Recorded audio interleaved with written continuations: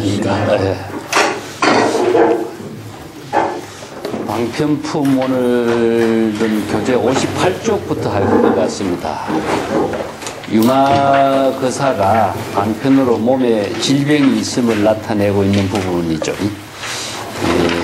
위아래성의 장자인 유마거사가 이제 몸에 병이 있다 하니까 그게 구강이라든가 여러 관료들이 병문안을 오기 시작하는 일부터 이제 유마견이 시작되거든요.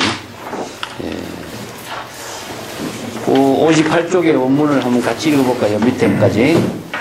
기, 이, 방편, 현신, 유질, 이기질고로, 구강, 대신, 장자, 거사, 바라문 등 급제, 왕자, 병여, 반속, 무수천, 개왕, 문질, 이왕자, 유마일, 이미, 신질, 광이설거. 그 밑에요. 제인자, 시신, 무상, 무강, 무력, 무견, 소푸지법, 불가신야, 이고인해, 중병소재, 제인자, 여차진, 명지자, 소불호. 그까지 이제 먼저 보겠습니다. 기방편 현신유질. 유마거사는 자신의 방편으로 자신의 몸의 병이 있는 것을 이렇게 나타냈다.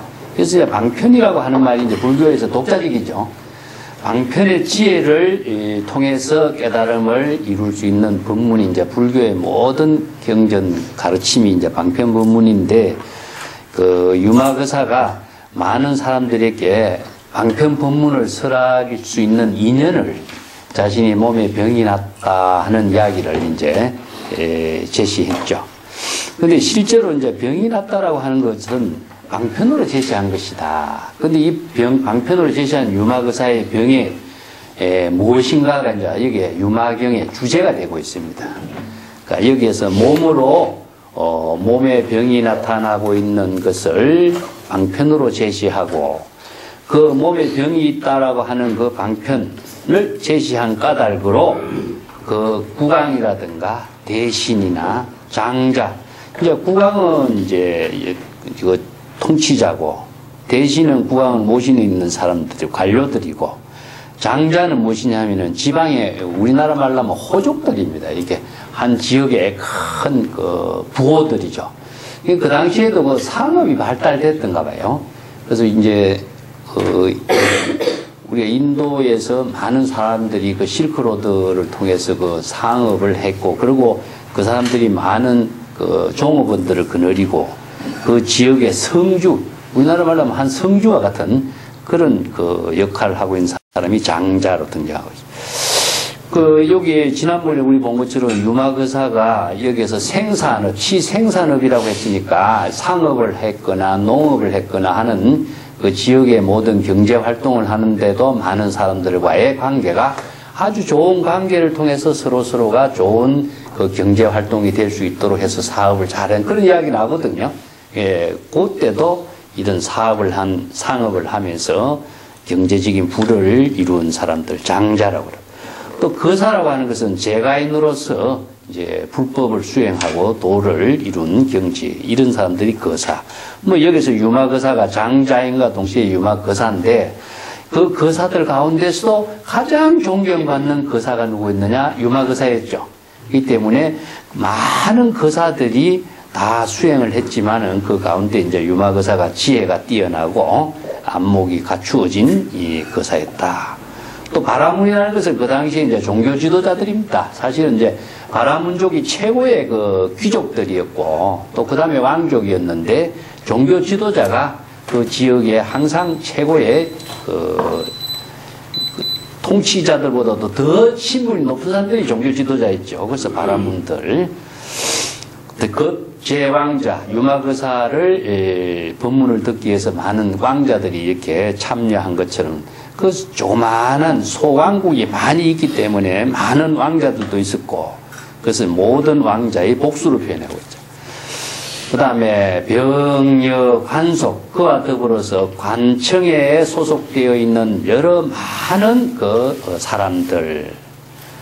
이제 여기서는 고위 관직보다도 여기 하급 관료들, 수없이 많은 관료, 권속들이 무수천원이요. 숫자로 가히 셀 수 없을 만큼 수없이 많은 사람들, 무수천인 명이 모두 다 유마거사가 병에 들었다라고 하는 병문안을 하게 되었다. 문질이라고 하는 것은 문병과 똑같은 말입니다. 질이라고 하는 것은 이제 질병에 들은 것을 문안한다 하는 것이기 때문에 문병이나 문질은 같은 뜻입니다. 네, 그 왕자 유마일, 그 유마거사는 자기에게 문병 온 사람들에게 자신의 몸에 병이 있는 그 인연으로 해서, 인이라고 하는 것은 몸에 병이 있는 거, 몸에 병이 있는 그 인연으로 해서 그들에게 널리, 이 광리설법이라는 것은 많은 그 몸에 병이 있는 그 인연으로 해서 많은 사람들에게 널리 설법을 하게 된 인연을 갖게 됐다. 여기서 설법이란 말이 나오죠. 그래서 설법이라는 것은 우리가 건강경에서 이야기한 것처럼 방편 법문을 통해서 설법을 하는 것이죠. 그래서 단순한 이야기를 한다 하면은 설법이란 말을 하지 않습니다. 문병한 사람들에게 뭐 좋은 건강하다, 좋은 이야기를 한다, 이 정도의 이야기 같으면은 문병과 설법이란 말을 하지 않죠. 그래서 여기에서 유마거사가 방편으로 몸에 병이 있는 것을 나타내므로 해서 그 병문안 온 사람들에게 불법의 인연을 심어주고 설법을 함으로 해서 불법의 깨달음을 이룰 수 있는 그런 그 설법을 하게 된 것을 여기에서 이제 제시하고 있는 거죠. 여기서 몸에 병이 있는 것을 인연으로 해서 널리 그들에게 설법을 하게 됐다. 이것이 주안점이죠. 그래서 유마거사가 몸에 병이 있는 것을 이렇게 한마디로 말해서 이걸 핑계라고 말하기는 좀 그렇고 설법을 할 수 있는 인연을 만드는 것이죠. 그래서 그렇게 함 때문에 문병 온 사람들에게 다양한 설법을 하게 되는데, 여기서 등장한 사람은 누굽니까? 일반 제가인들이죠. 국왕, 대신, 장자, 거사, 바라문, 또 왕자, 이 사람들은 일반 관료들이고, 나중에는 이제 부처님의 10대 제자가, 이 관료, 국왕들이 다 문병을 가니까 부처님 제자, 10대 제자들도 이제 문병을 가게 되고, 또 보살들도 문병을 가게 되죠. 그래서 유마경의 내용은 10대 제자와 보살들에게 문병 오는 인연을 통해서 설법을 하는 거죠. 그래서 이제 바른 10대 제자들은 소성의 법에 따른 입장으로서 유마거사를 문병 왔으니까 대성의 법문으로서 그 사람들에게 설법을 하고, 또 대성의 보살들은 대성의 불법을 수행한 보살들이라고 할지라도 그 보살들의 수행 단계가 안목을 갖춘 그 차원이 각각 다르거든요. 이게 많은 원력을 세우고 대성의 불법을 수행한 보살들이라고 할지라도 그 보살들이 부족한 지혜하고 유마거사가 부족한 지혜하고 그 문제점을 바로 정법을 통해서 바르게 설법할 수 있는 인연을 쭉 설명하고 있는 것이 유마경의 전체의 내용이라고 할 수 있습니다. 그래서 여기서부터 실제로 이제 유마경이 시작되었다라고 할 수 있는 거죠. 자, 그 밑에 봅시다. 제2인자여. 여기서부터 이제 설법하는 겁니다. 여기에서 설법은 무엇이냐 하면은 여기에 국왕이라든가 대신, 장자, 거사, 바라문, 왕자, 이 관료, 무수천인들을 위한 일반적인 설법을 여기서 전문적으로 하고 있죠. 제2인자, 여러분. 인자라고 하는 것은 여러분이라는 뜻입니다. 이제 방문한 사람들에게 경칭을 하는 거죠. 여러분 제2인자여, 그러니까 여러분들이여, 이런 말이죠. 경칭을 해서 이 몸은 무상하기 때문에, 무상하다는 것은 항상 그대로 본래의 상태로 존재하는 것이 아니다. 그렇기 때문에 무강이요, 강한 것이라고 할 수도 없고 강한 것도 아니고, 무력, 이 몸이라고 하는 것은 항상 그 어떤 그 힘을 지니고 있는 것도 아니다. 무력의 존재다. 견고하지 않는 존재인 것이요.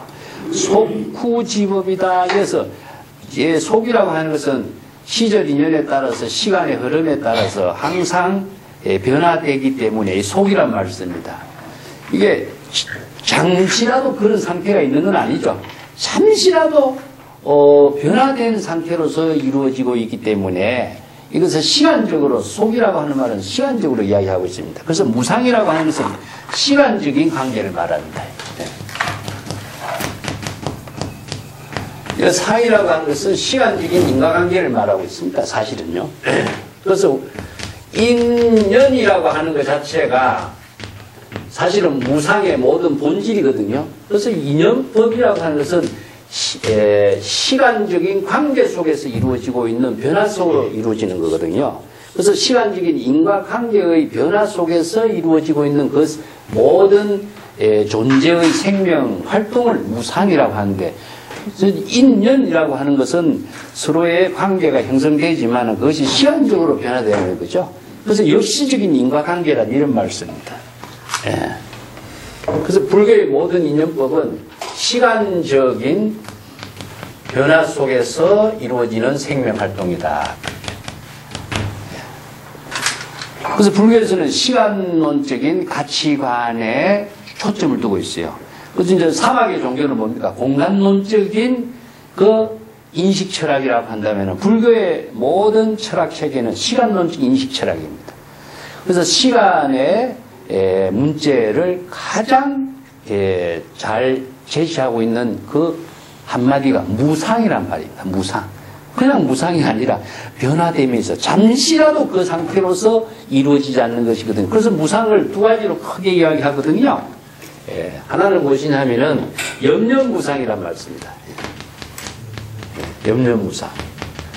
이것은 찰나찰나라는 뜻입니다. 찰나찰나에 무상하게 되는 그 상태를 말하죠. 그 다음에 괴멸무상이란 말이죠. 무상의 모든 상태는 파괴되는 겁니다. 이것은 우리의 마음 속에서 신법으로서 이루어지고 있는 무상이고, 이것은 모든 존재가 형색이 있는 존재를 말하고 있습니다. 그래서 생주, 이멸, 생로, 병사 이 두 자체를 말하는데, 생주, 이멸, 이걸 다른 말로 한다면 생로, 병사죠. 그래서 생로, 병사, 생주, 이멸을 두 가지를 하는데, 이 두 가지는 그럼 궁극적으로 어떤 의미를 두고 있냐 하면요. 하나는 우리가 마음으로서 작용하는 무상이고, 하나는 몸으로 이루어지는 무상의 세계를 말해요. 그래서 이 두 가지가 전체가 하나로 말하기 때문에 신심, 몸과 마음이 함께 이루어지는 무상이지, 하나만을 이야기하는 무상은 아니거든요. 여기서 이 몸은, 하지만 이 몸이 몸과 마음이 함께 작용하는 무상인 것이지 몸만을 이야기하는 건 아닙니다. 그래서 신심일례라고 합니다. 몸과 마음이 하나로 이루어진 상태의 무상을 말하지, 여기서 몸이라고 하니까 몸만 무상한 건 아닙니다. 몸만 무상한 상태로서 존재할 수 없기 때문에 그렇죠. 그래서 염려무상은 찰나찰나예요. 염이라는 것은 일념이기 때문에 찰나찰나입니다. 이게 여기서 속이라고 하는 말은요, 빨리라고 하는 것은 찰나찰나에 무상하게 변하게 되는 것을 이렇게 말하고 있어요. 그 다음에 여기서 괴멸무상이라는 게 형체가 있는 겁니다. 형체가 있는 거. 우리가 육체라고 하는 것도 형체가 있는 것이잖아요. 그 형체가 있는 것이지만 항상 그대로 있는 것 같은 것이지만은 그대로 있는 건 아니다. 이것도 염려무상과 같이 끊임없이 생주이멸 생로 병사로서 변화되고 있는 무상인 것이다. 이 때문에 무상이라고 하는 그 본질을 시간론적인 인과관계로서 제시하고 있습니다. 여기 이제 불교에서는 시간의 그 문제가 가장 재무상, 재범무화 이것도 전부 다 시간론적인 인식 철학 체계에 의해서 제시하고 있는 법문이라고 할 수 있죠. 그래서 후지법이다. 그게 인과관계, 인연관계가 무상하게 작용하고 있기 때문에, 무상하기 때문에 하나는 무엇이냐 하면 부정이지 않은 것은 존재 그 자체가 부정적인 시각이지만 그것은 다른 차원으로 본다면 존재 그 자체의 새로운 생명인 겁니다. 그래서 부정으로 본다면 이것은 한쪽만 푸는 것이죠. 그래서 긍정으로 본다라고 하는 것은 생명 그 자체의 변화로 보는 거죠. 그래서 무상하기 때문에 새로운 생명으로서의 끊임없는 생명의 작용이 이루어지는 거죠. 그래서 이제 무상한 것이기인데 여기서는 부정적인 입장에서 무상이라고 하는 말을 쓰는 것은 무상이라는 것 자체에 육체나 몸에 집착을 하지 않도록 이제 이야기하고 있는 거죠. 불가신냐라. 이것에 그 몸을 그대로 몸에 의존해서는 안 된다. 믿을 수 있는 존재가 아니다. 영원히 믿을 수 있는 존재가 아니다. 그런 의미죠. 그 밑에 위고 위내의 중병소집이요 하는 말이 여기서 고뇌란 말이 들어가 있죠. 이것은 뭐냐 하면은 고라고 하는 것은 육체적으로 정신적으로 다 통하는 말인데 그 병이 생길 때 따르는 것이 뭐냐 고거든요. 생로병사 생주이멸 이것이 무상 그 자체가 바로 고라는 표현을 씁니다. 뇌라고 하는 말은요. 번뇌망념이에요. 그래서 고뇌 이 두 마디는 몸과 마음에 같이 쓰이는 말이지 어느 한쪽에만 쓸 수가 없어요. 예, 우리가 번뇌망념이라든가 정신적인 고뇌, 정신적인 고통, 육체가 아무리 그 고통이 있다는 것은 정신적으로 그 고통을 인식하는 것 때문에 그렇죠. 육체가 아프다라고 하는 것은 마음이 그런 것을 고통을 인지하기 때문에 아픈 것이지 육체만이 고통이 있다고 할 수 없는 거거든요. 그래서 고뇌라고 하는 것은 몸과 마음이 함께 고통을 생로병사의 고통을 느끼고 있기 때문에 그렇다. 그래서 중병소집이여 수없이 많은 병으로서 만들어져 병을 초래하게 되는 것이다. 이 집이라고 하는 것은 모으다는 뜻이거든요. 그래서 이 몸과 마음에 있어서 생로병사, 생주이멸 수없이 많은 마음의 병을 다 모으고 있는 것이다. 이것은 이제 이걸 전체적으로 이야기한다면은 신심의 병을 여기서 모든 병을 모은다 하는 그 집으로 표현하고 있는데 집은 고집멸도의 집은 무엇이냐 하면은 고를 이루게 하는 집성체죠. 그것을 이제 가래라고 그러죠. 가래. 자기의 부족한 것을 추구하는 그 생각이죠. 그것이 이제 이에서 모든 고통을 만들게 하는 모집을 하게 되는 것인데 여기에서 이제 불교 경전에서 이제 그 병은 붓다 시대에 지바카라고 하는 사람 예를 들어봤죠. 예? 지바카라고 하는 의사는 육체의 병을 고치는 의사고 그 붓다는 무엇이냐 마음의 병을 고치는 의사다. 이런 말을 그래서 쓰죠. 그래서 이제 근원적인 병을 신병이라고 이야기하죠. 육체를 함께 수반해서 생기는 병이지만은 모든 병의 근원은 마음으로서 작용하는 병이 가장 크다. 그래서 신병이라고 말씀합니다. 그래서 신병을 고뇌라고 그럽니다. 사실상. 육체적으로 느끼거나 정신적으로 느끼나 이 신병을 고뇌라고 하는데 신병의 고뇌를 가장 고치기 어려운 병이다. 그래서 이걸 이제 신병을 나중에 선수행자들은 선병이라고도 하고 여러 가지 그 마음의 병이 일어난 것을 이제 신병에다 비유해서 이야기하고 있습니다. 모든 병이 다 운집하게 되는 것이다. 제인자여 여차시는 명치자는 소불호라. 그래서 만약에 이 병이 이와 같이 수없이 많은 생로병사 우비고뇌의 고통을 초래하는 그 몸인 줄 이러한 사실을 여실하게 잘 안다면은 그러고 명지사 그러한 병에 대해서 불법의 바른 지혜의 안목을 갖춘 사람은 이 몸에 소불고 이것은 이 몸에 의지하지 않을 것이다. 이 몸과 마음에 의지하지 않고 바른 지혜를 깨달아 체득하게 되리라. 자, 여기서 모든 것이 보면 일반적으로 보니까 우리가 몸과 마음에 다 애착을 갖고 살거든요. 그래서 몸과 마음의 애착을 끊어버리기 위해서 원시불교에서 가장 많이 하던 수행이 뭡니까? 바로 백불간이잖아요. 4대 5는 무상한 것인데 애착을 갖지 마라. 그러면 여기서 4대 5의 무상한데 자아의식에 대한 애착을 다 끌어보는 것이 건강역에서는 사상으로 이야기했죠. 아상, 인상, 중생상, 수자상으로 이야기했죠. 여기에 대해서 쓸데없이 고통의 원인을 초래하는 모든 것을 제거하고 자신의 근원적인 생명이 되도록 하라 하는 것이 불법의 가르침이거든요. 그래서 자기의 존재에 대한 애착을 갖고 있는 한 그 의존할 대상의 헛된 망상에 끊어버리고 말 것이다. 그 뒷페이지가 이제 그 비유를 배치하고 있어요. 이 몸은 어떤 것인가 무상의 상태를 구체적으로 설명하고 있는 것이 이제 59페이지에 나오는데 59페이지부터 쭉 연결됩니다만 일단 59페이지 한번 읽어보겠습니다.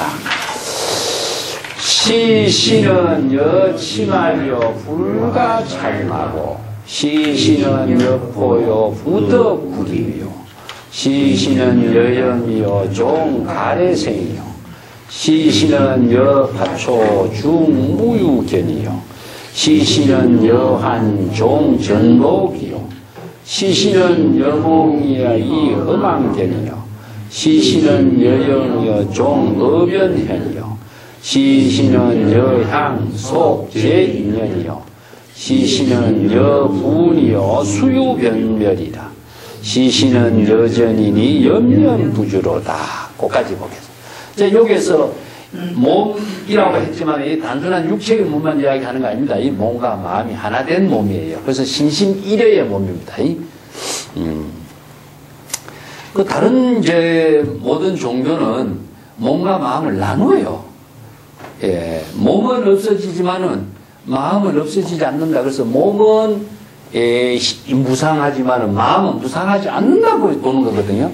그래서 불교에서 무상이라고 하는 것은 몸만 무상한 것이 아니고 무상한 것이고 마음이 무상하지 않는다는 건 아니거든요. 그렇기 때문에 몸과 마음이 다 하나 된 경지에서 무상이란 말을 쓰지 몸만 무상이라고 쓰지 않습니다. 그래서 여기서 이걸 잘못 이야기하면 몸만 무상한 거고 우리의 마음이 무상하지 않은 것처럼 이야기한다면 이건 이원론으로 봐버리죠. 그래서 불법에서의 이 신이라는 말은 몸과 마음이 하나 된 걸 말합니다. 이 중국의 선성에서도 육조당경에서도 이 문제가 나타나요. 남양의 중국사가 남방에서 불법을 이야기하고 있는 선성들이 육조 해능의 법을 이었다라고 하는 사람들이 외도의 설법을 하고 있다. 남방에 어떤 설법을 하느냐. 이 몸은 무상한 것이지만 이 마음은 무상하지 않는 것이라고 이게 설법을 하고 있다. 이런 법을 쓰라는 사람들은 육조의 해능의 법을 이었다라고 하면서 육조 해능을 욕되게 하는 법을 하고 있는 사람이 남방의 종지를 쓰라고 있는 선성들이다. 이건 외도법이지 어떻게 정법이라고 할 수 있냐. 이렇게 해충국사가 남방에서 주장하고 있는 선법을 비판하는 것이 있어요. 그건 뭐냐. 신멸, 신불멸이라는 뜻입니다. 이건.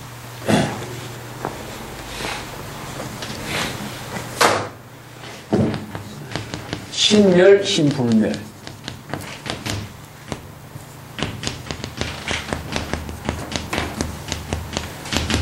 이것은 몸은 신멸이니까 이건 무상한 겁니다. 그렇지만은 신불멸이니까, 불생불멸이니까, 이거 마음은 영원히 불멸의 존재가 된 것은 무엇이죠? 영원한 존재죠. 그렇기 때문에 영원밖에 안 됩니다. 신불멸이 되기 때문에. 이 중국에서 이 논쟁이 한참 일어났어요. 중국에서도. 그래서 많은 사람들이 몸은 썩 없어지지만은 마음, 이거 영혼은 영원히 없어지지 않는다. 영혼은 불멸의 존재다. 이렇게 해서 몸과 마음을 나눠버리잖아요. 그 다음에 불법에서는 이거 외도법이 되겠죠. 그래서 무아설이기 때문에 불교에서는 신심일의 입장이 돼야지. 이것은 하나는 없어지고 하나는 영원하다라는 것은 이것은 이원론적인 사고죠. 그래서 이제 우파니사트에서 주장하는 아트만하고 똑같게 되죠. 그래서 몸은 반턴 생멸이고 반턴은 생멸이 없다 이런 말을 그래서 써요. 이건 외도법이다. 있을 수 없어. 그래서 여기에 경전에서 신이라고 말을 했을 적에도 이 몸은 몸과 마음이 하나 된 몸을 말하지 몸만 육체만 이야기하는 것이 아닙니다. 자, 이 신은 이 몸은 마치 물방울과 같이 물방울이 이렇게 모인 것과 같이 불과 찰마요. 이 찰마라는 것은 이것은 문지르거나 이렇게 마찰을 시키거나 대상을 가지고 이것을 어떻게 할 수 있는 것이 아니다. 이런 이제 비유법으로 쓰는 겁니다. 이게 무상한 내용들을 쭉 설명하고 있는데 우리가 건강중에서 여몽 한포용이나 똑같죠. 예? 이 유의법이라는 겁니다. 이건 몸과 마음은 유의법이기 때문에 여몽 한포용이다. 실체로서 영원히 불멸의 존재로 수 있는 것은 아니다 하는 것을 지금 이야기하고 있는 거죠. 불교 공부를 좀 많이 한 사람들도 이 문제에서 지금 가장 많이 헤매게 돼 있어요. 제가 이야기했지만은 세 가지 전에 내가 적어드렸죠. 불생불멸은 뭐였습니까? 불생불멸은 바로 법신입니다. 법신은 뒤에서 나옵니다만은 우리의 진여의 지혜를 이야기하는 것을 법신이라고 해요. 법신은 생멸이 없는 상태예요. 여기 생은 무엇이냐면은 번뇌 망념이 일어나고 없어지는 이런 것이 이것은 무상한 것이 무상이 아니기 때문에 항상 법신은 뭡니까? 상이 되는 겁니다. 항상 여여하게 여여부동 즉 열애의 입장에서 여여한 생명활동이 이루어지고 있는 것을 이제 상이라고 하죠. 상락아증이 그래서 생기는 거고, 자, 생멸의 존재는, 생사의 존재는 무엇입니까? 바로 생사심, 생멸심은 뭐였습니까? 바로 이건 중생을 말합니다. 그래서 중생은 생사윤회하고 생멸 속에 끊임없이 번뇌망념의 생멸 속에 살고 있는 것이 중생의 세계고, 자, 여기서 불멸은 무엇이냐 하면은 영혼을 말하고 있습니다. 그래서 이 육체는 이제 무상하기 때문에 썩 없어지지만은 영혼은 썩 없어지지 않아요. 소멸되지 않기 때문에 영원히 존재한다고 생각하죠. 그래서 영혼이 윤회를 한다. 영혼의 안락을 추구한다. 지금 많은 사람들이 그 영혼의 문제를 가지고 세상의 어떤 종교적인 가치를 제시하려고 하는 경우가 얼마나 많습니까? 근데 영혼이라고 하는 실체는 불법에서는 이것은 존재하지 않는다. 그래서 몸과 마음이 함께 같이 시절 인연과 함께 무상한 것이지 몸만이 무상한 것은 아니라는 거죠. 그래서 이 세 가지를 가지고 이야기합니다. 이건 중생심을 우리 진여 불심으로 깨닫도록 하고, 이거는 외도법이라고 그랬죠. 자, 외도법이고, 이것은 중생심을 되는 것은 사법이 되는 것이고, 불생불멸의 경지를 이루는 것은 정법을 이루는 겁니다. 그래서 불교에서 제시하고 있는 정법이라고 하는 것은 항상 열의 법신의 깨달음의 지혜를 생명으로 하는 것에다 의미를 두고 있는 거죠. 그 기준이 정확하게 제시됐기 때문에 어떤 사람도 정법으로서 설법을 하게끔 되어 있습니다. 그것은 누구의 주장에 의해서 불교가 만들어진 것이 아니고 모든 존재의 생명의 실상을 여법하게 제시하는 것이 이제 불교의 가르침이니까. 또 그 밑에 구절은 시신은 여포요 부덕구립이요. 여포는 무엇이냐? 물거품이죠. 이 몸이 무상의 비유법으로 쓰입니다. 여몽 한포용 할 적에 이 포와 마찬가지입니다. 이 몸은, 이 몸과 마음은 물거품과 같아서 오래오래 존립할 수 있는 것은 아니다. 오래 설 수 있다는 것은 오래 독자적으로 존립할 수 있는 그런 것도 아니다. 시간에 따라서 이게 무상한 것이 이제 소멸되는 것이다. 시신은 여염이요 종 가래생이요. 여염이라는 것은 아지랑이를 말하고 있습니다. 양념이라고 그러죠. 양념. 아지랑이를. 동양에서는, 중국에서 양념이라고 합니다. 이렇게 써요. 양념. 양념이라는 것은 이제 아지랑이가 봄의 그 기운이 이렇게 쭉 날 때, 이제 물이 이렇게 찰랑찰랑하게 넘치는 것처럼 보이죠. 그래서 중국의 유명한 그 시에도 많이 나타나고 있는데, 사슴이 눈이 멀대요. 사슴이 눈이 이게 멀다. 그래서 눈이 맞지 않기 때문에 멀리 목이 말라갖고 저기 물이 찰랑하게 보니까 그게 마실 물이 있어가지고 마실 물이 있는 줄 알고 막 달려가는데 그게 아지랑이거든요. 물로 착각하는 겁니다.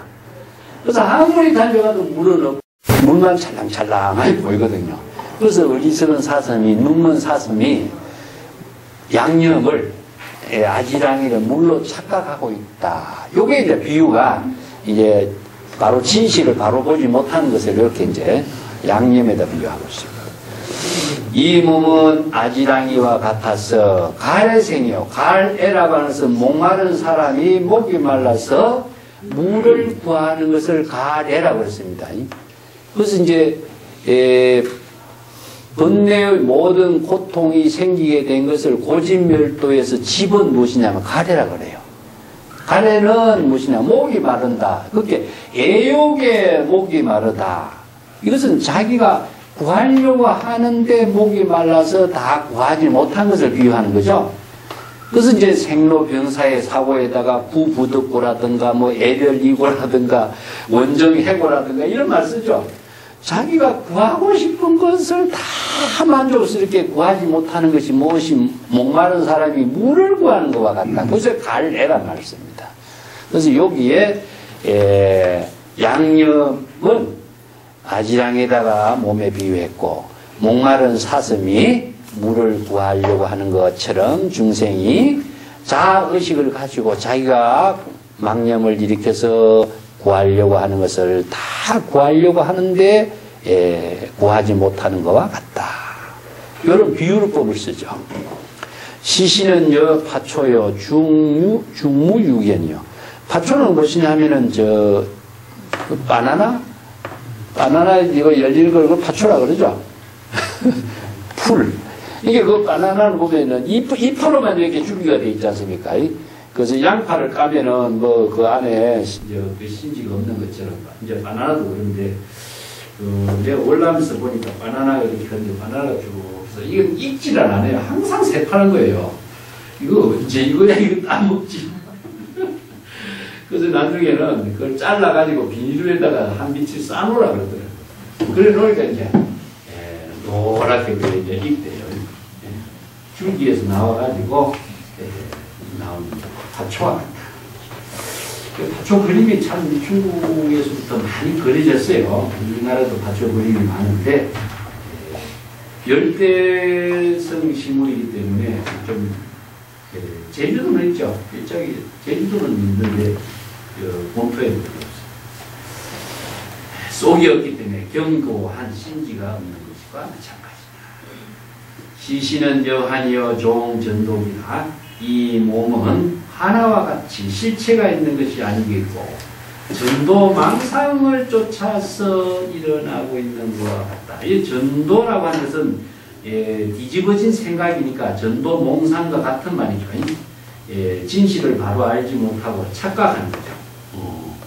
전도된 생각, 잘못된 생각, 그걸 따라서 실체로 있는 것처럼 착각하고 있는 것이다. 전도된 생각을 가지고 실제하고 있는 존재로, 망념을 일으켜서 실제하고 있는 존재로 생각하고 있다. 이게 이제 중생이 몸에 대한 집착을 하게 되는 것을 여기서 지적을 합니다. 시신은 영웅이요 이 흠악념이다. 이 몸은 꿈과 같아서 그땐 꿈이라고 하는 것은 실체가 없는 것을 말이죠. 그 여몽한 포영과 똑같은 말인데 꿈속에서 이루어진 일과 같아서 그와 마찬가지로 허망한 견해가 되고 있는 것이다. 허망한 견해로 자기 몸이 실체에 있는 것처럼 착각하고 있을 뿐이다. 이 몸이라고 하는 글자가 우리나라에서도 지금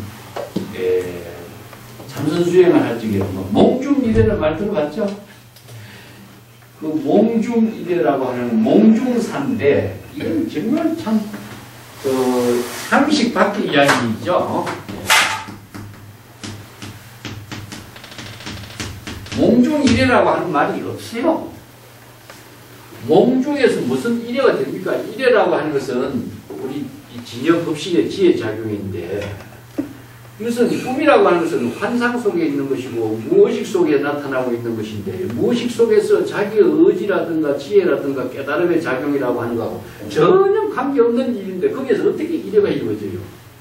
그럼 이래라고 하는 내용이 무엇하고 꿈하고 이거는 전혀 맞지가 않아요. 그래서 이걸 이제 몽각이려라고 하는 말은 있어요. 이 말은 맞아요. 몸에 이르려 몽각이려는 맞아요. 이것은 뭐냐? 꿈이고 이것은 깨어있는 것인데 깨어있을 때나 꿈속에나 항상 같다라고 하는 것은요. 몽각의 차별을 초월한 상태입니다. 그렇지만 몽중이려라고 하는 말은 있을 수가 없는 겁니다. 몽중사라고 하는 것은 무엇이냐 하면은 꿈속에서 일어나리라고 하는 것은 실체가 없다. 허망한 것이다. 몽중사예요. 그래서 이제 꿈속에서 일어난 여러 가지 일장춘몽과 같은 이야기가 얼마나 많은 비유가 나타납니까? 그래서 실체가 있는 건 아니거든요. 환상 속에 있었던 일이지. 몽중사의 일을 현실로 착각하고 있다. 이것을 어리석은 자는 꿈속에 있는 일을 현실이 있었던 것으로 착각하고 있다. 이게 뭐냐? 전도된 생각이고 하나를 실체로 착각하고 있다. 이것이 어떻게 바른 깨달음이라고 이야기할 수 있느냐? 이건 말이 안 되는 거죠. 그래서 몽중문답이라는 말도 있어요. 꿈속에서 이루어진 문답이라고 하는 말이 있는데 이런 것은 하나의 비유법으로 쓰고 있지 실체하지 않는 것, 존재하지 않는 것을 표현합니다. 시시는 영이요 종업연현이라. 이 몸은 그림자 하나와 같은 그림자와 같은 것이 업연을 쫓아서 나타나고 있는 것이다. 업이라 업이라고 하는 것은요 움직이는 겁니다. 업이라고 하는 것은 중생에 업이 많아서 이런 말을 많이 쓰죠. 업이라고 하는 것은 기동이라는 말을 쓰고 움직인다는 뜻입니다.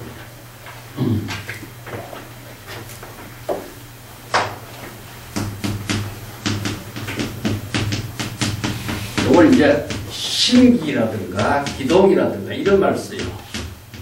마음에 망심이 일어나고 움직이는 거, 망념이 움직이는 거, 이게 이제 기동인데 꼭 이걸 망념이라고만 할 수가 없어요. 이게 나쁜 쪽으로 중생심의 자기 중심의 모든 마음이 일어나면은 이것은 업이 되는 것이 바로 중생의 업이 되는 생사의 업이 되고 또 진여의 지혜로서의 작용이 이루어진다면 이것은 부처의 지혜로서 작용하는 업이 돼요. 그래서 삼업 청정행위냐 삼업이 생사윤회하는 업이 되느냐 요건 차이는 자기 중심으로 업을 짓는 것이냐 아니면 진여의 본성의 지혜로 작용하는 업이 되는 거야. 그 차이점이 틀려요. 그래서 업이라고 하는 것은 항상 움직이는 거예요. 움직이는 거. 그 다른 말을 한다면은 업은 행과 같은 업입니다. 재행이 무상이요 이런 말을 하죠. 모든 것은 지금 시절 인연에 따라서 무상하게 작용하고 있는 것은 업이 마음의 작용에 따라서 우리의 육체도 움직이는 거예요. 잠시라도 육체나 몸과 마음이 정지된 상태로 있을 수가 없죠. 그래서 움직이는 작용을 하고 마음의 작용이고 육체의 작용과 움직이는 작용을 하는 것을 업이라고 하는 거죠. 그래서 업이라고 하는 것은 행위인데 근데 행위가 정지된 상태로 행위가 없잖아요. 그래서 이걸 업이라고 해요. 그렇기 때문에 업연이라는데 움직이는 데는 반드시 인연관계가 있거든요. 그렇기 때문에 업연이란 말을 씁니다. 어떤 인연관계가 일어나느냐 하면은 중생심으로 인연관계가 이루어지는 것도 인연이고 무조건 자기 중심과 자기 생각으로 판단하고 있는 모든 사고의 어변을 일으키는 것은 중생이 짓는 업이 되고 진여가 인이 되고 진여가 연이 되는 것은 진여 삼매가 되는 것이기 때문에 이건 열애가 됩니다. 그래서 이 업은 청정하게 작용하게 되고 청정하게 작용되는 업이고 이것은 오염된 업이라고 해요. 그렇기 때문에 오염된 업에 의해서 망념의 작용이 이루어지기 때문에 이것은 무지무명의 중생심의 업이 되고 청정하게 작용하는 업은 지혜의 업이 돼요. 그래서 자성 청정심은 열애의 지혜 작용이 된다. 근데 전부 다 인연 관계 속에서 다 이루어진다. 그래서 자기 중심의 인연에 업을 짓느냐 아니면은 진여 본성의 생명의 지혜로서의 작용하는 업을 이루느냐, 그 차이가 열애가 되는 것이냐 중생이 되느냐 하는 차이라고 이야기할 수 있죠. 여기서는 이제 이 몸은 그림자와 같이 실체가 없는데 실체가 있는 것이냐 착각을 하고 업을 인연을 맺어 짓는 것에 따라서 업을 짓게 되는 것을 나타나고 있다. 그 행위나 업은 같은 말인데 또 다른 말을 한다면 법이란 말도 사실은 같은 말이에요. 법이란 말도 인과 열의 작용 속에서 이루어진 것이 법이기 때문에 법도 작용을 표현하고 있습니다. 시시는 여향이여 속죄 인연이요. 이 몸은 메아리와 같아서 모든 인연에 소속되어 있다. 인연에 따라서 살고 있다. 그런 의미죠. 인연을 떠나서 존재하는 것은 아니다. 이런 표현이죠. 그 메아리라고 하는 것은 그 울림이니까 인연에 따른 울림으로 나타나는 것이지만 그 메아리 그 자체는 실체로서 존재하는 것은 없다. 그래서 이 몸은 인연에 의해서 생로병사, 생주유면을 하고 있을 뿐이다. 그 말을 이제 비유법으로 쓰고 있습니다.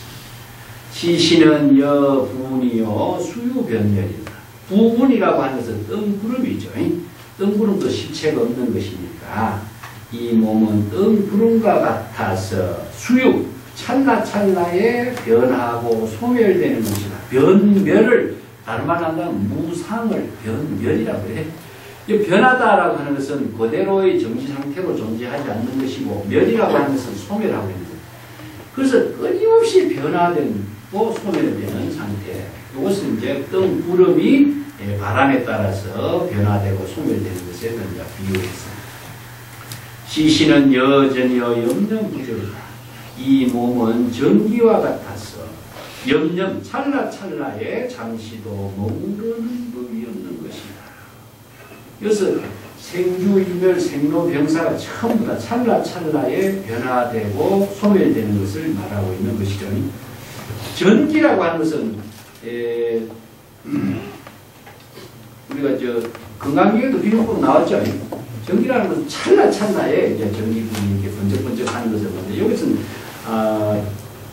옛날에 전기라고 하는 것은 우리가 지금 사용하고 있는 이런 전기가 아니고 천둥 번개 전기, 그걸 전이라고 해요. 천둥이 이렇게 팍 빛이 찌게 그 당시에 이제 찰나찰나에 전기불이 일어났다 소멸하는 것을 이제 비유하고 있습니다. 요즘 전기 같은 지금 항상 전기불이 막 그 이제 무상이라고 하는 그 이 몸과 무상이라고 하는 그 유명한 이야기가 기사고탐 이야기 제가 전에 한번 했습니까? 네? 그 경전에 나오는 그 이야기가 나오죠. 이 몸의 육체의 무상에 대해서는 이야기가.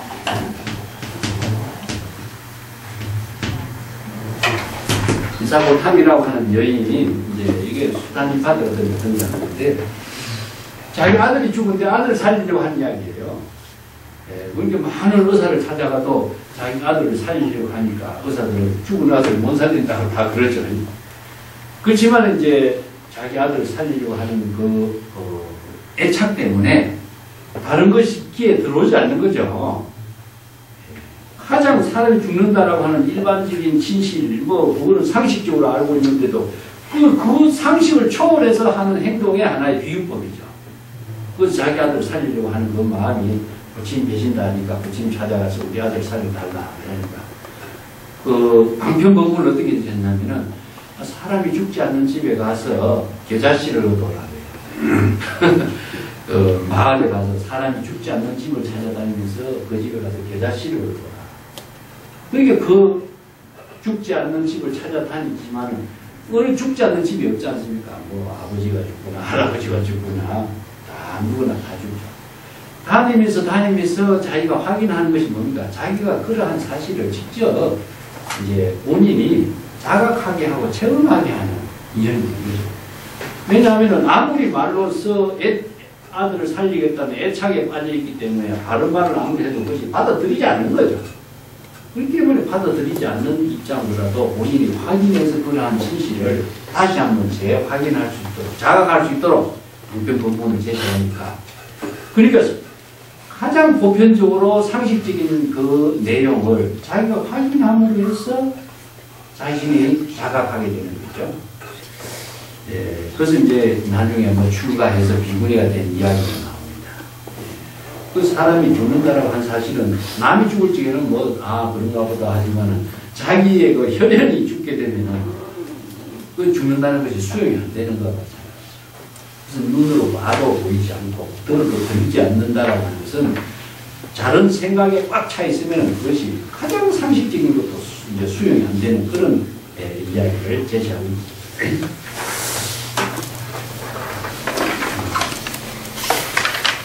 자, 60페이지도 밑에까지 한번 좀 문을 같이 읽어보겠습니다. 시신은 무주로 위여지, 시신은 무와 위여화, 시신은 무수 위여구, 시신은 무인 위여수, 시신은 부실 사대위가, 시신은 위공 위야하수, 시신은 무지 여초모마를, 시신은 무작 영무여수, 시신은 무정여야광수만, 시신은 위거리 수라이 조요 의식 필리 마여라. 이것도 이제 이 몸이 무상한 것을 여러 가지 비유로 제시했는데, 위에 네 구절은 무와 무인, 무수자, 요 금강경에서 이야기하는 사상을 표현한 말이죠. 여기 유마경에서는 이렇게 표현해요. 이 몸은 무주, 주인, 영혼으로서의 주인이 있는 것은 아니다. 주인이 있는 영혼이 없다. 그런 말입니다. 이 주라고 하는 것은 이제 이 몸을 주인 행세하는 주체의 영혼. 이게 주인 행세한다는 것은 영원히 변하지 않는 주체의 주인이 되는 것이기 때문에 그런 것은 없다. 즉, 영혼이라고 하는 실체로서 주인의 것은 존재하지 않는다. 그래서 위여지요 마치 뭐와 같으냐? 대지와 같다. 이 대지는 주인이 없는 것이죠. 대지의 주인이 누가 있겠습니까? 대지가 주인이 없는 거야. 그래서 지수화풍 4대를 이야기해요. 여기서. 지수화풍 4대에다가 무와 수자, 무인 요 네 가지를 아상, 인상, 중생상, 수자상 요 네 가지의 사상이 없는 것을 여기다 비유시킨 거죠. 그래서 우리가 이 몸은 4대 5원이라고 하는 것은 몸의 구성된 요소를 이야기하지 않습니까? 4대 5원으로 구성되어 있을지라도 4대 5원은 주인이 있는 것이 아닙니다. 대지가 주인이 없는 것과 마찬가지다. 그래서 이제 영혼의 실체가 주인으로 존재하는 것은 없다. 이것은 대지가 주인이 없는 것과 같다. 그래서 마치 대지와 같다. 대지의 주인이 없는 것과 같다. 이 말입니다. 이 몸은 시신은 무하여 위여하여 이 몸은 자아에 보존된 실체가 없다. 이것은 마치 불과 같다. 이 불이라고 하는 것도 불꽃이 확 피지만은 불꽃이 주인이 있는 것은 아니죠. 불꽃 그 자체도 주체로서의 어떤 작용하는 주체가 있는 것은 아닙니다. 대지도 마찬가지고 또 불도 마찬가지다.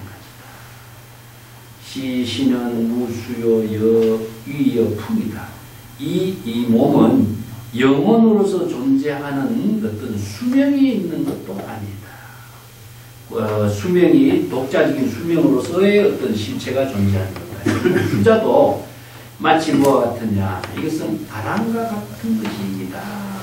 바람이라고 하는 것도 여기서 어떤 생명으로서의 실체로서 존재하는 바람이라는 겁니다. 그 밑에 그 풍력소전이란 말이 있죠. 그 밑에 줄을 끊어서요. 바람이라고 하는 것은 지수화풍과 같이 해서 요 유마경의 유명한 한 구절이 풍력소전이란 말입니다. 그래서 바람의 힘이라고 하는 것에 의해서 작용하고 전환되는 것을 말하는데, 바람이라고 하는 것 자체는 여기서 땅, 불, 바람, 물 이것은 주인이 아무도 없어요.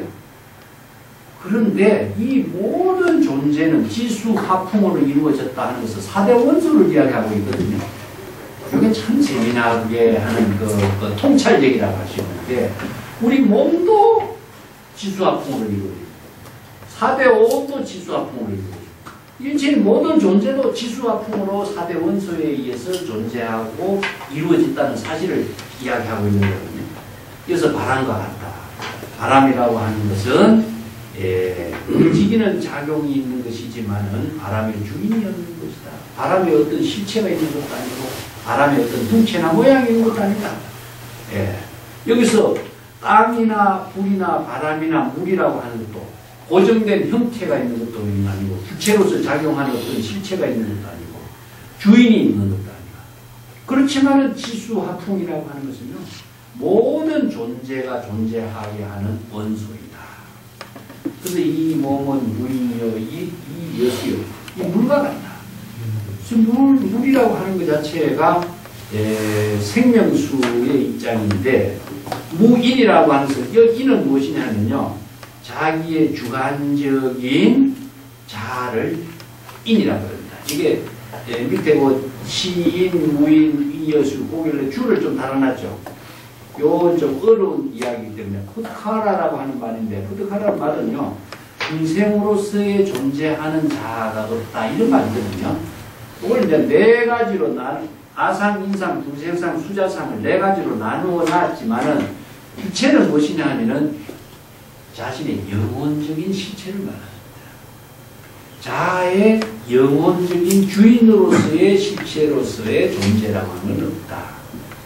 여기 이제 육체는 존재하지, 육체는 썩어지지만은 영혼이 존재해서 자기의 주인이라든가 자신의 존재를 이끌어가는 주체적인 역할을 한다든가 자신의 생명을 이끌어 생명활동을 하게 하는 존재라든가, 아니면 자신의 주인으로서의 인간으로서의 주체적인 인간의 주인으로서의 존재라든가, 이것이 실체로 존재하지 않는다는 것을 네 가지로 나누어 놨어요. 그래서 한마디로 얘기한다면 무아예요. 무아설을 놨습니다.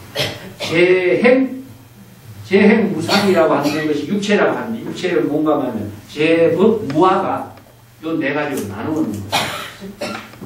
이걸 이제 지수화풍에다가 비유를 했거든요. 그 밑에 보면 시실은 부실하여 4대 위가요 해놨죠. 그래서 이걸 이제 이 몸은 고정된 실체로서의 존재하는 것이 아니라 4대로서 칩을 삼고 있다. 그래서 4대가 이 몸의 모든 그 구성의 원소가 되는 거죠. 4대가 이제 지수화풍인데, 불교에서는 5대를 또 나눠요. 태양부터 한번 봅시다. 그 다음에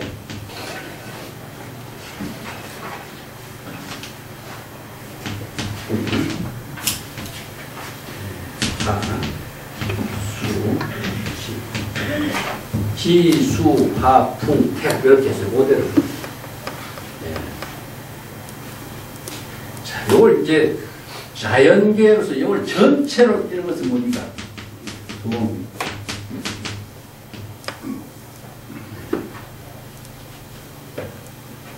여기 전체로 이루어지죠, 사실상.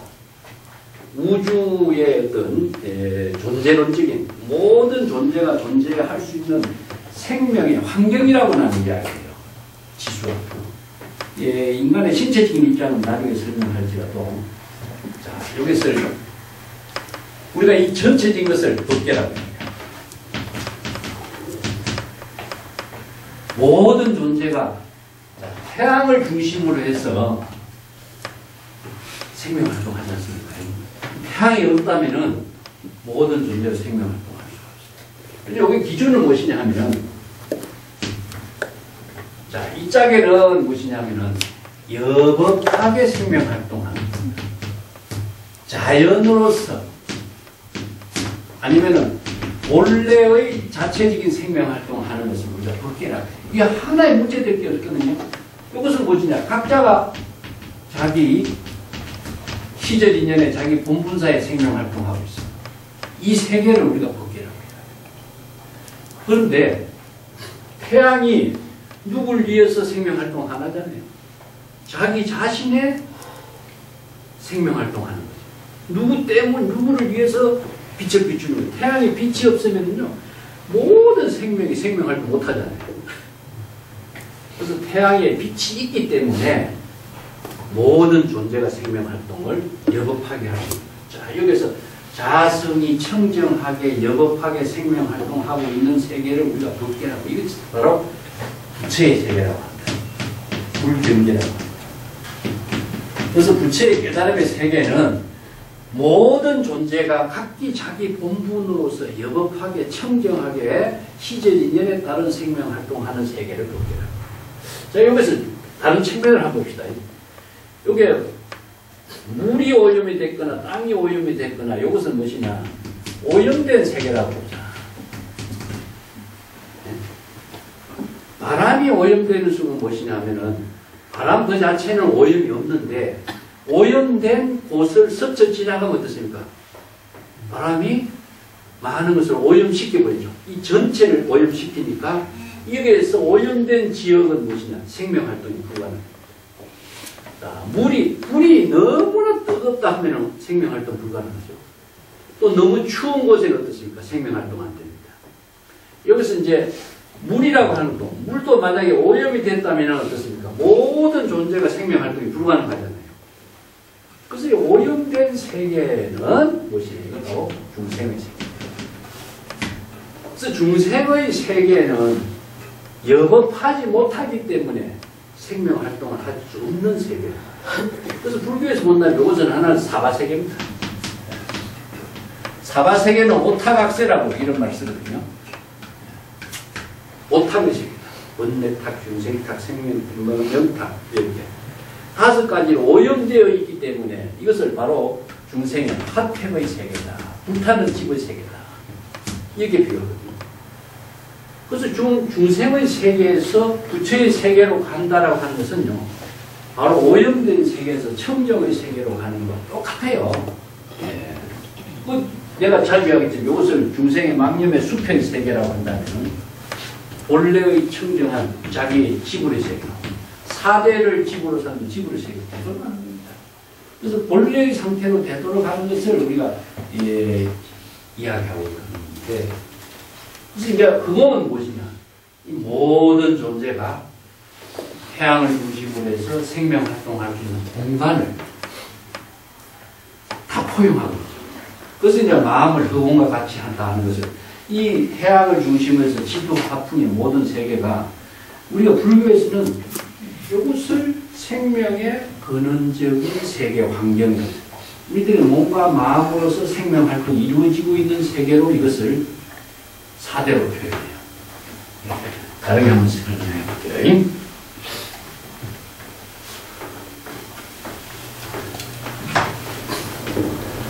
그림을 한번 그려볼게요.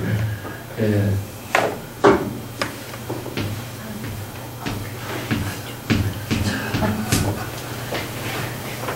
자, 땅입니다. 지, 수, 화, 풍, 공. 이런 눈은 태양. 자, 우리가 땅을 중심으로 해서 우리가 살고 있는 세계죠. 자, 여기에서 우리가 온몸에 수분에 의해서 우리의 물이라고 하는 것은 생명을 순환시키게 하는 겁니다. 우리 열이라고 하는 것은 가슴의 온도, 가슴이 따뜻하다 이런 말 쓰잖아요.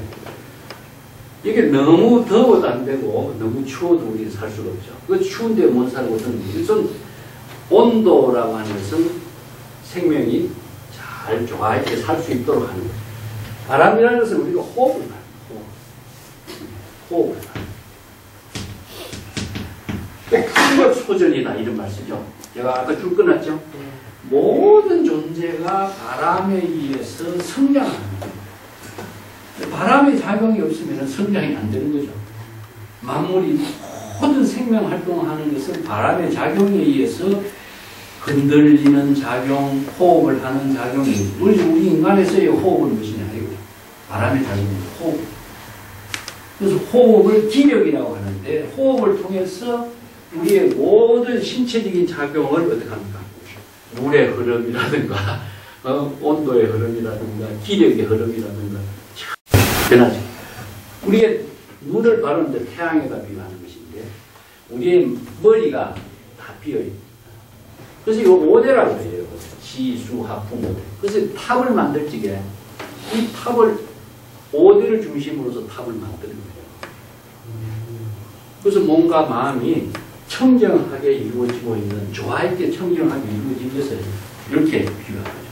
그래서 신여허공이라고 하는데 머리가 허공처럼 비워지지 않으면, 무심한 경지에서 비워지지 않으면 우리들이 몸과 마음이 편안하게 되는 것이다. 그래서 이제 머리를, 마음을 비우는 것을 허공에다 이렇게 비유해서 이제 탑을 설정하고 있습니다.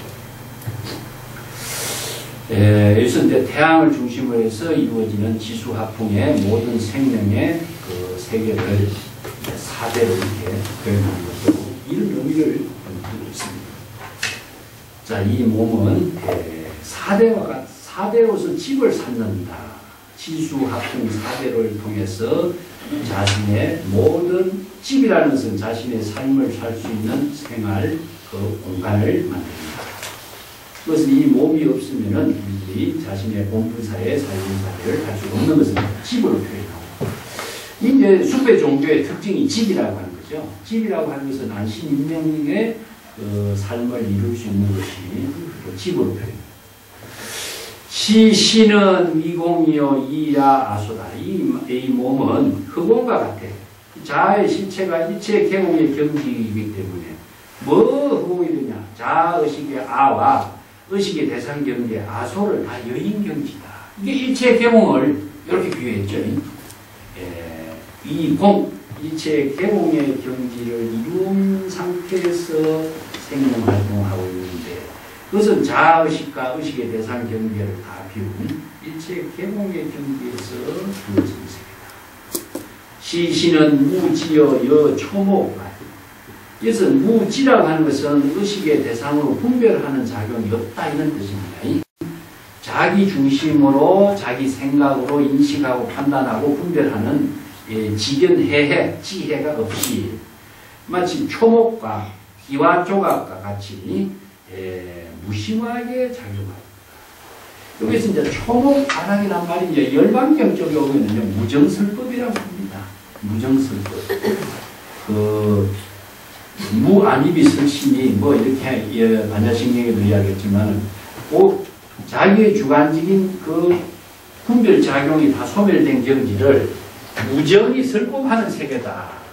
그래서 유명한 이제 동산장계와 화상 같은 경우에 무정설법 이야기 나오는데, 무정의 설법은 누가 듣습니까? 이런 말 해요.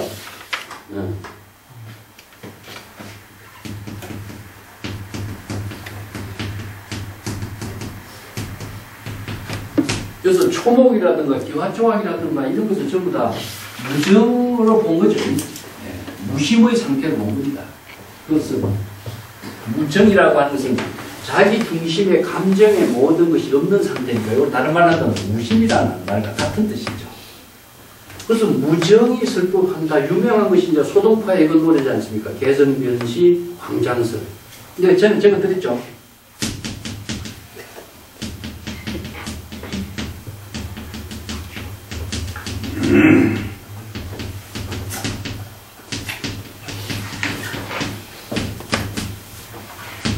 산색 기빈청정식이요.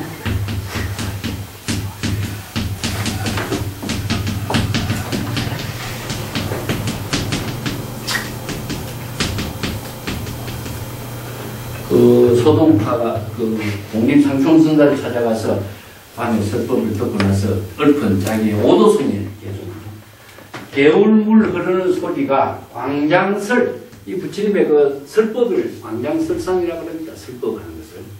이제 일체의 모든 법계에 두루하는 중생에게 설법을 널리 하는 것을 광장설이라고 합니다.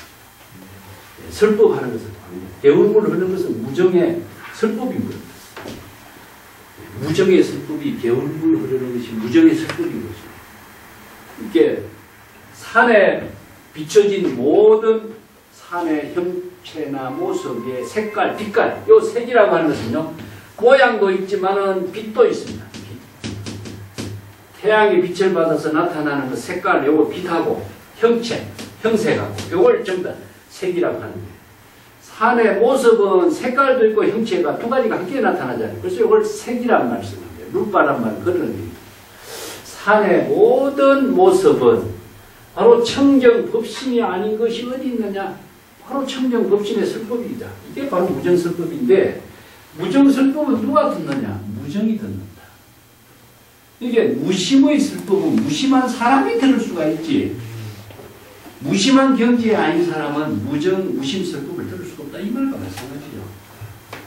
이게 설법은 무심설법을 하는데 자기 생각으로 그 소리를 들으면은 무심설법을 그대로 들을 수가 없는 거죠. 그래서 여시설법을 여시아문이다. 여시라는 것은 바로 진여본심의 설법을 진여본심의 지혜로 들어야 신수봉행이 되는 것이지, 설법은 이렇게 하는데 내 생각은 이런 소리를 받아들인다면 그 설법이 들리지 않는 겁니다. 그래서 무정설법은 누가 듣는가? 이걸 화두를 제시하는 거예요.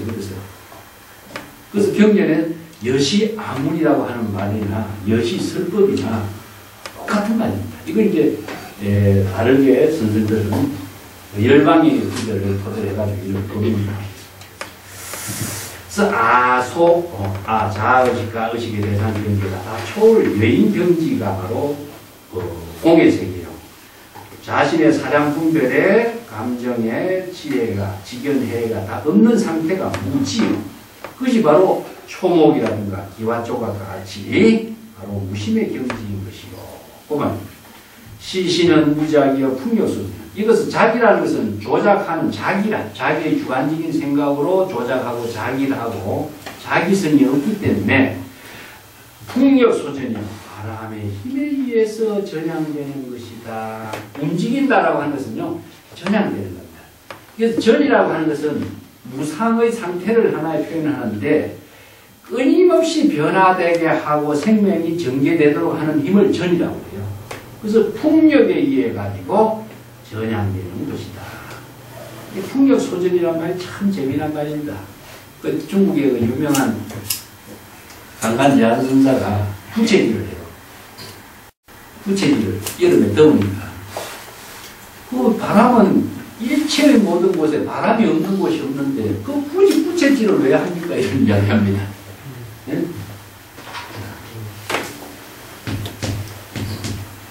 여기서 풍성이라고 하는 거하고 풍성, 바람의 본성은 일체치에 두루하지 않는 것이 없어요.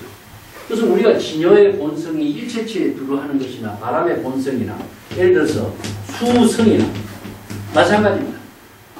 이게 지수화풍의 모든 물질의 존재가 일체치에 두루하고 있는데 굳이 부채를 잡고 부채질을 왜 합니까? 이렇게 질문을 해요. 그래서 바람이 일체치에 두루하지만은 풍력 소전에 의해서 바람이 일어나는 거예요. 부채질을 하지 않으면요 바람이 일어나지 않는 거예요. 바람이 있다고 해서 바람이 그대로 자신이 그 바람을 그대로 수용하는 건 아니고. 그래서 이제 아무리 바람의 본성이 있을지라도 바람에 작용을 할 때 바람의 본성이 여여하게 작용하는 거예요. 그래서 작용하는 힘을 뭐냐? 바로 자연 본래 자기 분분사. 그래서 있다라고 하는 사실 그 자체는 의미가 없어요. 있는 것이 작용될 때 있는 존재하는 의미. 이건 뭐냐면은 관계라고 하는 것 자체가 우리가 관계를 하고 알고 있는 것이 관계라고 하는 건 착각이 되는 거죠. 작용할 때 관계를 이루어집니다. 그래서 생명 활동을 할 때 이루어지는 것이 인연관계인 것이지 알고 있는 그 자체만으로 관계는 이루어지잖아요. 근데 삶이라고 하는 것을 우리가 가장 창조적인 삶이라고 하는 거, 의미 있는 삶이라든가 이런 말을 자주 하는데 의미가 있다라고 하는 것 자체는요 관계가 이루어지고 있다는 것입니다. 의미는 관계 속에서 이루어져요. 그래서 관계는 인과 연의 관계를 이루게 하는 것은 무엇이냐? 작용하는 것. 어떤 작용이냐? 생명의 활동 작용. 생명 활동 속에서 이루어지는 관계가 돼요. 그래서 상무벌이 하와중생이라고 하는 것 자체를 생명활동에서 이루어지는 것이지 그냥 상구보리 하와중생은 이루어지지 않잖아요. 우리가 상구보리 하와중생 보살도가 어떤 것인가를 모르는 건 안에 다 알고 있어요. 그것이 보살도의 지혜가 작용할 때 이루어지는 것이지 알고 있다고 이루어지는 건 아닙니다. 이게 작용적성이라는 것이죠. 작용하는 것 자체가 바로 우리의 진여 본성의 생명에 이루어지는 것이다. 그래서 작용적성이라고. 이걸 다른 말로 한다면 선에서 전체 작용이라고. 네? 작용이라는 것은 다른 말로 한다면 원분사입니다. 시절이전에 생명활동하고 있는 태양이 여여하게 생명활동하는 것이나 물이 흘러가는 생명활동하는 것이나 작용하는 그 가운데에 이루어지고 있는 생명활동을 작용이라고 하지. 작용이 이루어지지 않는 상태에서는 의미 있는 관계가 이루어지지 않아요. 작용하는 생명활동에 의해서 자기의 원분사의 생명이 이루어지는 것은 뭐냐? 이걸 누구를 위한 생명활동이 아니라고 하는 사실이 무엇이냐면요. 바로 자기 본분사. 본분사의 작용을 우리가 두 가지로 한다면 자기 생명을 자기 스스로의 생명활동을 하게 하는 것은 무엇이냐면 자기 충족이라고 합니다. 자기의 생명을 충족시키는 힘입니다. 이건 누구를 위해서 생명활동을 하는 건 아니잖아요. 누구 때문에 생명활동을 한다. 이것은 우리가 잘못 이해하고 있어요. 어떤 겁니다. 자신의 생명을 이루게 하는 것이기 때문에 다른 말로 한다면 세속적으로 조금 이야기하면 자기 만족이죠. 자기의 생명활동은 자기의 만족을 이루는 삶을 이루는 생명의 만족을 이루는 삶인 거예요. 이걸 뭐냐면은 향상사라. 향상사. 생명활동을 하지 않으면 자기의 창조적인 삶은 이루어지지 않기 때문에 생명활동이 절대 이루어지지 않아요. 누구를 위해서 생명활동을 한다, 보살도를 한다, 이게 있을 수 없어요. 이걸 뭐라 상구보리요. 상구보리는 자기 자신의 끊임없는 생명활동을 실현하기 위한 자기의 생명의 충족이라고 할 수 있어요. 절대 남을 위한 것이 아닙니다. 이게 자, 이것을 이제 자연스럽게 자연업이라고 해요. 자기의 생명활동이 자연스럽게 하와중생이다. 이게 뭐냐? 향하사라고 하는데 여기서 상하의 의미는 그건 상대적인 관계가 아닙니다. 이게 불의의 작용을 해요. 이게 하와중생. 그래서 뭐 중생을 구제하기 위해서 이런 법은 없어요. 이건 법에서 그런 법이 없어요. 누구를 위해서, 자기 자신을 위해서도 없어요. 자기 생명을 목적으로서 생명활동하는 존재는 아무도 없어요. 이것은 자기 생명 그 자체가 자신의 생명을 충족시키는 거예요. 근데 누구 때문에 생명활동하고 누구를 위해서 중생 구제하는 보살하는 이거 없습니다. 이건 자연업을 거죠. 그래서 자신의 생명활동 그 자체가 자연스럽게 이루어진다. 이걸 자연업을 불가사의한 부처의 지혜작용이라고 하는데 내가 자주 쓰지만 물이 흘러가는데 물이 흘러가는 것 자체가 목적을 두는 것도 아니에요. 자신의 본분사의 시제인연의 생명활동이에요. 그래서 흘러가는 것 자체가 정화작용의 묘용이 이루어지고 정화작용의 묘용이 이루어지는 것은 자신의 생명활동 그 자체이고 그것이 바로 만물에게도 생명으로서 자연스럽게 제공하고 있는 그 자체가 바로 자연업으로 이루어지는 거죠. 이게 바로 인과관계 속에 있는 거예요. 이게 관계가 자신의 생명활동에 의미 있는 삶은 바로 이것을 다르게 이야기하면 창조적인 삶의 의미다. 창조적인 삶의 의미. 누구를 위한 삶이 아니라 자기 자신의 창조적인 생명활동의 의미에 의해서 상구보리가 이루어지고 그것이 자연스럽게 일체 만물과 함께 생명의 나눔의 의미가 이루어지죠. 그게 바로 하와중생입니다. 그래서 의미는 관계 속에서 이루어지는데 그 관계가 생명활동의 작용에서 이루어집니다. 이게 불교에서 이야기하는 상고불이 하와중생의 보살도 정신입니다. 여기에다가 뭐 목적의식을 둔다든가 누구를 위해서라든가 대상을 둔다든가 하는 것은 이것은 천박하게 됩니다. 자, 그래서 이 몸은 무작위 조작하는 것이었기 때문에 풍력소전이다. 이 풍력소전이란 말은 참 한 번쯤 이렇게 줄을 꺼가지고 한번 사유를 하는 모든 생명 활동을 하게 하는 힘이 바로 풍력이에요. 아까 내가 비교했지만 우리가 호흡 들어마시는 것도 풍력이에요. 이것이 생명의 모든 힘의 작용이 이루어지도록 하는 시신은 부정하여 애악 충만이다. 이 몸은 깨끗한 것이 아니다. 그래서 백골관 같은 부정관 같은 이 관법을 제시하는 것은 몸에 대한 육체 애착을 떨쳐버리게 하는 하나의 방편이죠. 오물로서 가득 충만되어 있는 것이기 때문에 자기의 몸이 청정한 것이고 애착을 하고 그렇게 하지 말라. 이 몸은 위 허이요 수가이 조욕이나 의식 필기마멸이었다. 이 몸은 허위라고 하는 것은 임시로 가짜로서 잠시 시절 인연에 따라서 이루어진 상태를 허위가 돼요. 고정된 어떤 존재로서 실체로서 영원히 불변하게 존재하는 것이 아니라 시절 인연 가압으로 이루어진 상태다. 그렇기 때문에 목욕을 하고 깨끗하게 하고 옷을 입고 밥을 먹고 이렇게 잘 할지라도 반드시 이 몸은 마멸될 무상한 존재이다. 마멸이라는 것은 이제 소멸되고 영원히 존재하지 않는 무상의 상태를 마멸이라고 하는데 그 유명한 그 원효의 그 수신 발심 수행장에도 나오죠. 네.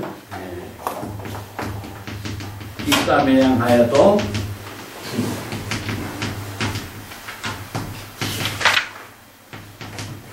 차시는 정제로 이런 말 나오죠.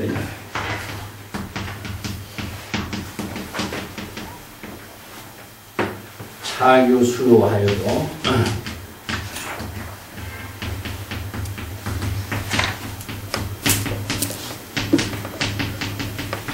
명필정이란 말이 나옵니다. 참 원효가 참 이런 명문 그 글을 지는 건 참 대단하죠. 이 발심 수행장에 나온 말이죠. 뒷감에 아무리 단 음식, 좋은 음식을 먹고 이 몸을 잘 이렇게 양육을 시킨다고 할지라도 이 몸은 반드시 파괴될 몸이에요. 아무리 부드러운 옷으로서 내 몸을 잘 감싸고 보호할지라도 이 내 목숨은 반드시 마침이 있을 것입니다. 이런 말이죠. 이제 이런 뭔가 그 내 목숨에 애착을 가지고 그것을 자꾸 뭐 이렇게 가꾸고 이렇게 하기보다도 바른 도를 깨달아서 바로 보살도의 지혜로운 삶을 이루도록 하는데 수행에 힘쓰라고 이제 권하는 말이 발심 수행장이 나와요. 초발심 자격문에 나와 있는데 원효의 발심 수행장 문장은 정말 명문입니다. 이게 참 천재적인 그런 그 사람들의 그 작품은 글귀를 보면 참 읽어보면 신신도 나고 참 잘 쓰죠.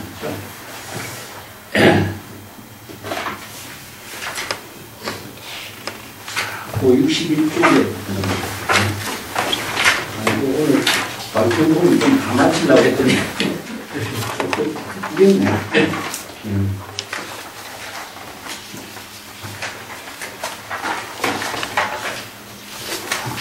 여기까지는 봅시다. 61쪽까지는 봅시다. 같이 읽어보겠습니다. 시신은 이해 대일 병내 시신은 여부정 위노소피 시신은 무정 위노당사 시신은 여도사 여원적 여공시 음계인 소동사. 자, 이 몸은 연결돼 가지고 재앙을 일으키는 순서가 이지 101병의 고뇌로 이루어졌다.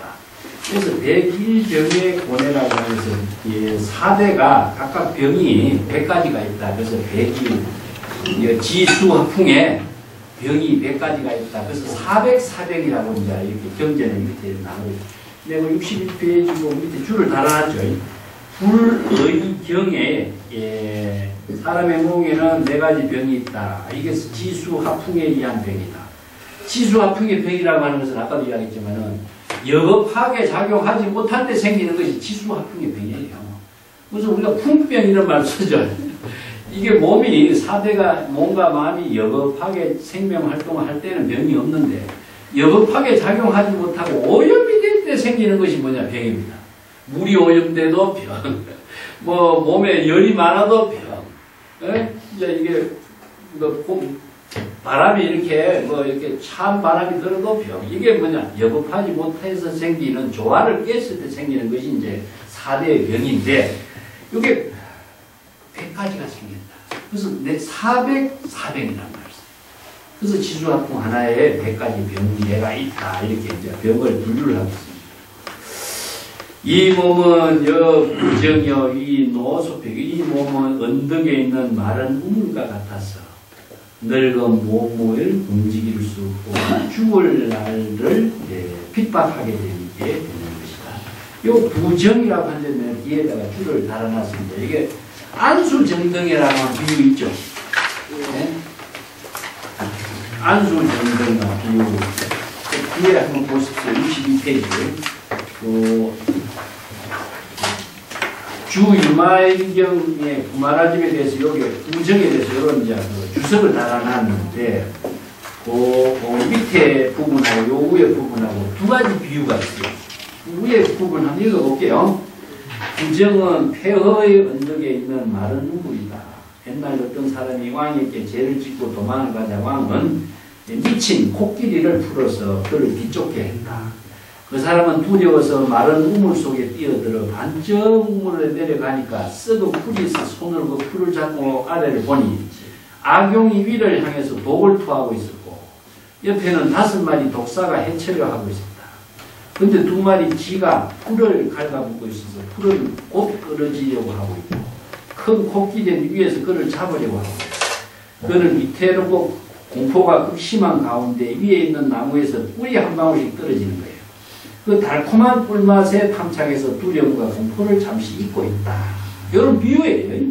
여기 안수정등이라고 그러는데 여기서 부정은 생사, 코끼리는 무상, 희고 금은 2마리 쥐는 낙과 반, 꿀은 오용, 꿀에 탐착해서 두려움 공포를 잊고 있는 것은 중생이 오용락에 탐착하고 고통을 두려워하지 않는 것에 이렇게 비유를 하고 있습니다. 그 밑에 비유도 재미나요.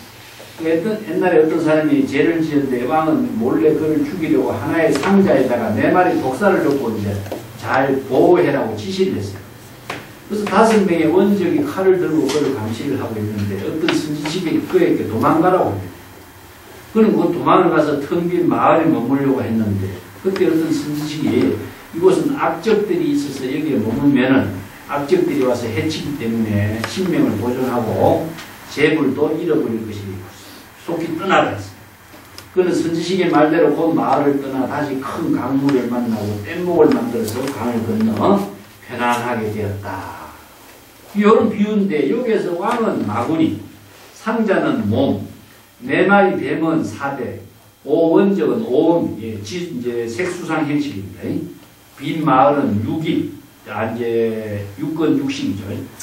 또 악적은 육진, 색성량 미적법이고 강물은 생사에 비유했습니다. 그래서 선지식이 도망가게 한 것은 부처와 보살이 중생들에게 악마를 떠나고 4대 5를 열리고 지시하는 것. 중생이 선지식의 가르침에 따라서 사막도를 벗어나 육진의 경계를 벗어나지 못해 다시 8정도의 뗏목을 타고 생사윤회의 강물을 건너게 한 비유입니다. 그래서 생사윤회의 강물을 건넌 피안의 세계가 무의이기 때문에 근심걱정이 없도록 하는 것. 이런 비유법을 많이 써요. 요걸 이제 안수정등이라고 써놨죠. 제가 안수정등이라고 가운데. 안수는 무엇이냐? 언덕에 있는 나무 우물 속에 넝쿨이 널려져 있다. 그래서 요 안수정등이라고 비유를 씁니다. 이런 비유법을 갖고 이제 설법을 하고 이것을 독사가 원적이 있고 뭐 그런 또 공치 빈 마을에 들어가서 이렇게 비유를 합니다. 우정은 여기에 마른 우물 그 오용락이라든가 이런 데 탐착되어 가지고 지금 낮과 밤에 그 실끈이 끊어지면 언제 죽을 줄 모르는 죽음을 무상한 존재로서 죽음을 맞이하고 있는데도 죽음을 이런 것을 잊고 있는 거죠. 이게 이걸 이제 이런 비유법을 써요. 시시는 무정이요 당사 이 몸은 안정된 보장이 없기 때문에 당년을 당연하게 죽음을 맞이하게 되어 있는 것 같습니다. 이 몸은 시, 독사와 같이 4대를 독사에다 비유합니다.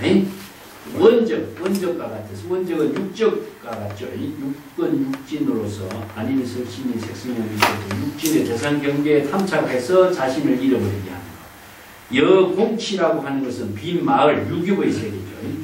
그 다음에 음계제입이라는 것은 오음이라든가 음은 오음이고 걔는 무엇이냐 18개를 말합니다. 18개 안일설신이 색성량 미촉법 요건 이제 육건 육식의 경계를 18개 그 다음에 모든 12제입의 경계와 같이 모두 소공합성 모두 이렇게 육건 육식 오온 4대 이것으로 구성되어 가지고 이루어진 몸이다. 그렇기 때문에 독자적으로 어떤 무엇이 주의되어서 주재할 수 있는 존재의 영혼이라든가 자아의 실체라든가 하는 것은 있을 수가 없는 것을 이제 비유로서 제시하고 있습니다. 뒤에 큐가 이것이 내가 63페이지에도 내가 5, 18개, 12처, 6건, 6병, 60에 대해서는 설명을 여러 번 했죠. 무슨 뭐 기본적으로 우리가 육체가 구성하고 있는 것을 이렇게 이익의 주체하고 의식의 대상 경계에 속박되어 있는 거하고 또 자아의 그 중심에 그 감정적인 사고로 일어나는 것에 우리 몸에 구성된